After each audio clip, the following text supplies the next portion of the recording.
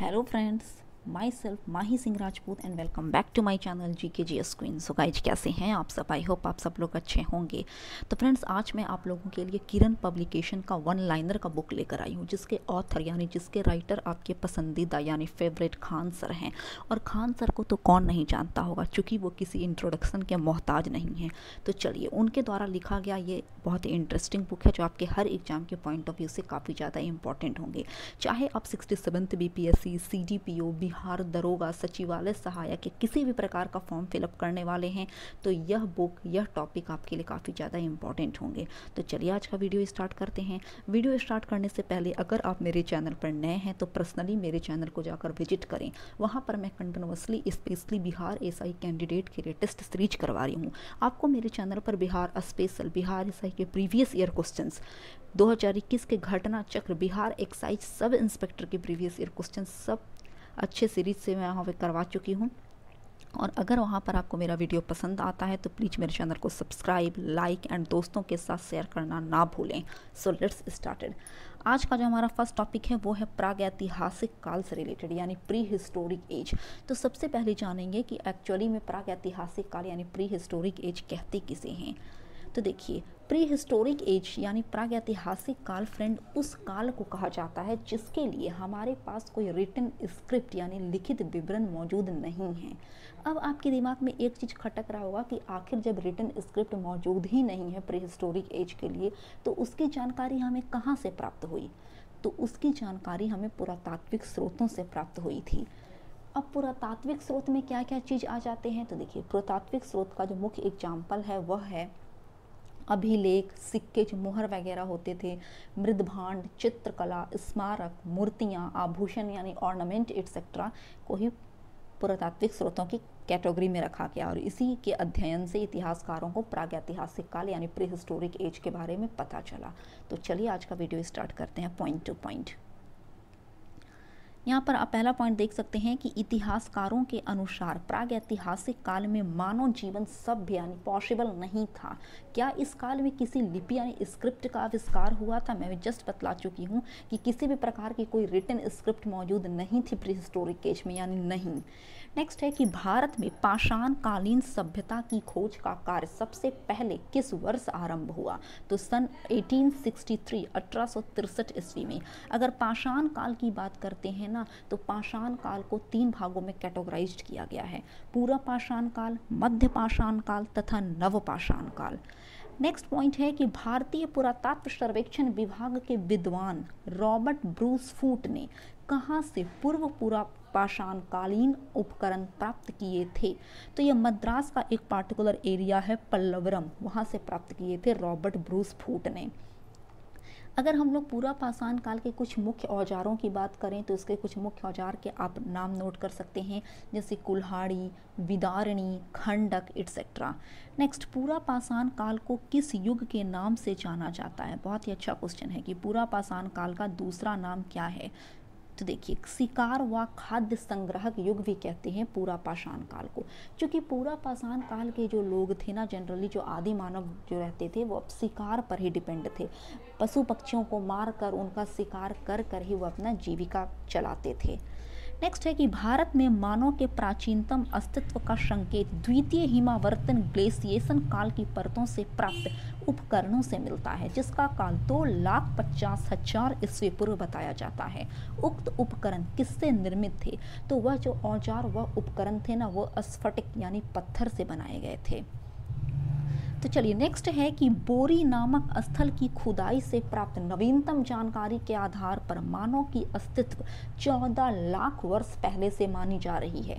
यह स्थल यानी पार्टिकुलर जो प्लेस है बोरी, भारत के किस राज्य में सिचुएटेड है? तो बोरी महाराष्ट्र में सिचुएटेड है।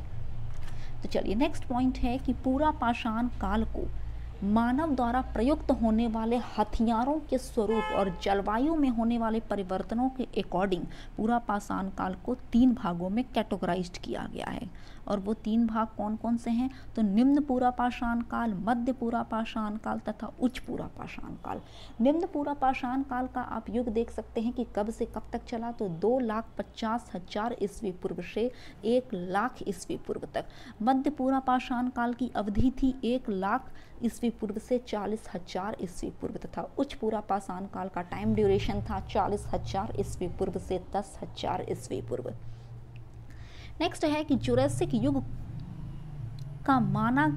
जुरासिक काल का माना गया पूरी तरह तैयार वृक्षीय जीवाश्म यानी फॉसिल कहाँ पाया गया, किस क्षेत्र में, तो छत्तीसगढ़ में।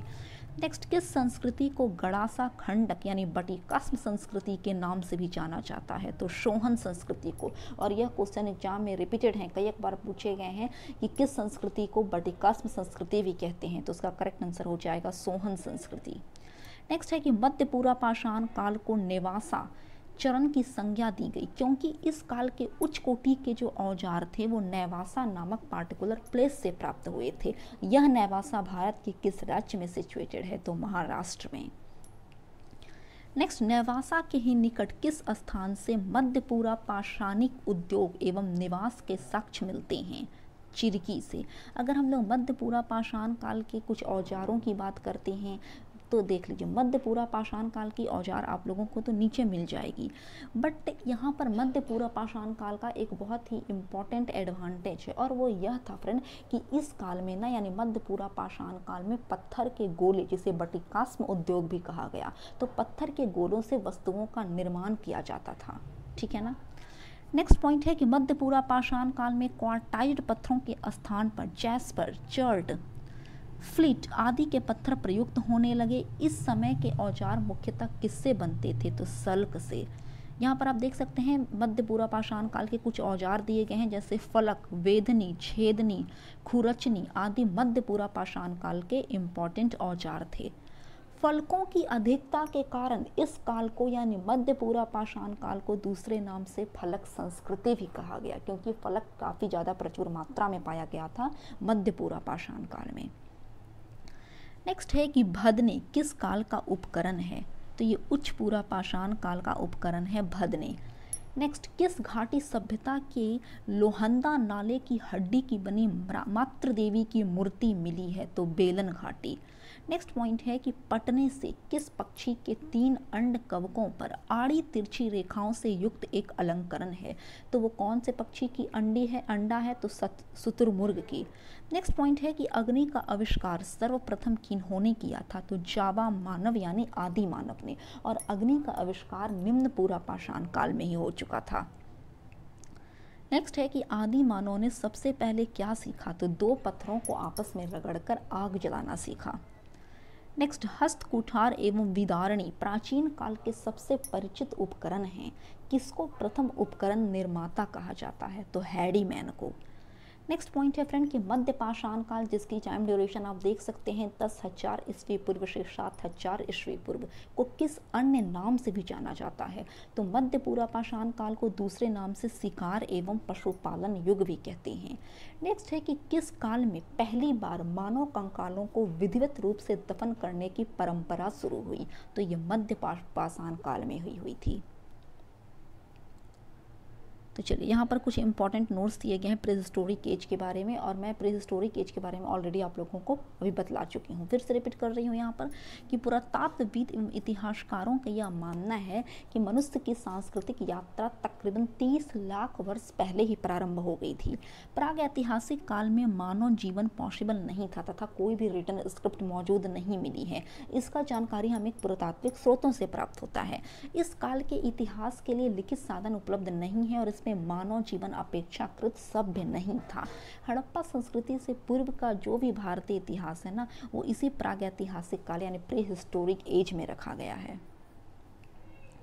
नेक्स्ट, आद्य ऐतिहासिक काल आता है कि भारतीय इतिहास का वह काल जिसमें लिखित विवरण तो मौजूद था, परंतु उसकी स्क्रिप्ट, उसकी लैंग्वेज, उसकी लिपि इतनी गूढ़ थी ना कि अभी तक उसे पढ़ा नहीं जा सका किसी भी इतिहासकार, किसी भी विद्वान के द्वारा, और इसी को युग को आद्य ऐतिहासिक युग में रखा गया। इसलिए सिंधु घाटी सभ्यता को भी आद्य ऐतिहासिक काल में रखा गया, क्योंकि वहाँ स्क्रिप्ट मौजूद हैं, मिली हैं सिंधु घाटी सभ्यता से, बट वो अभी तक पढ़ी नहीं जा चुकी हैं।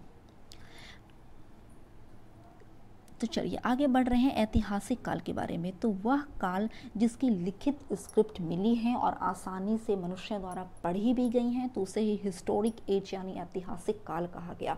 लगभग 600 ईस्वी पूर्व के बाद का जो काल है वो हिस्टोरिक एज यानी ऐतिहासिक काल के नाम से जाना गया। नेक्स्ट है कि किस प्रकार पृथ्वी एवं मानव का विकास हुआ। तो देखिए, पृथ्वी के इतिहास को भूकालानुक्रम कहा जाता है। क्या कहा जाता है पृथ्वी के हिस्ट्री को? तो हिस्ट्री ऑफ जो अगर हम लोग वर्ल्ड की बात करेंगे तो उसे भूकालानुक्रम कहेंगे। पृथ्वी को भूवैज्ञानिक समय सारणी को महाकल्पों में विभाजित किया गया है। महाकल्पों को कल्प एवं कल्पों के युगों में विभक्त किया गया है। पृथ्वी को ऐसा माना जाता है कि वो अप्रॉक्स 4.8 अरब वर्ष पुरानी है, जबकि पृथ्वी पर जीवन पॉसिबल हो पाया, जीवन शुरू हो पाया 3 अरब वर्ष पहले। देख लीजिए, पृथ्वी हमारी 4.8 अरब वर्ष पुरानी है, बट यहाँ पर जीवन संभव हो पाया मात्र 3 अरब वर्ष पहले। तो फ्रेंड्स, आज के लिए बस इतना ही। मिलते हैं कल एक नए वीडियो के साथ। अगर आपको मेरा वीडियो पसंद आता है तो प्लीज़ मेरे चैनल को सब्सक्राइब, लाइक एंड शेयर करें। तब तक के लिए जय हिंद, जय भारत।